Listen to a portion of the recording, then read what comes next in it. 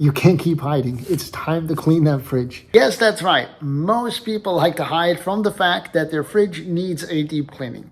Who can blame them? Most people don't even know where to start. So let me share some pro secrets on how to effectively deep clean a fridge and get great results.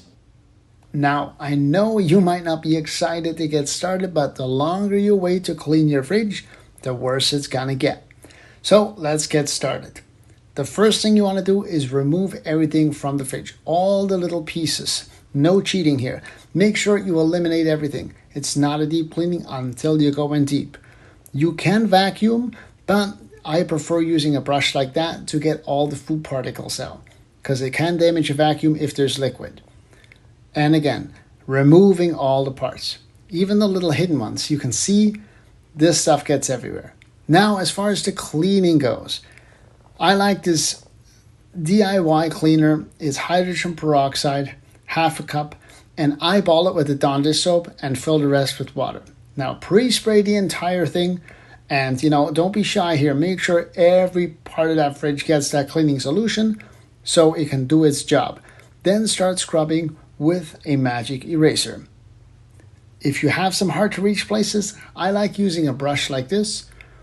And for the little parts that can fit in the kitchen sink, simply wash them with soap. You can put them in a bathtub as well if you want, but then you're going to have to clean the bathtub.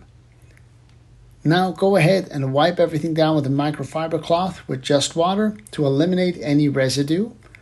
For the glass parts, I like to pre-spray it with that cleaning solution and use a glass scraper. It just makes life a whole lot easier.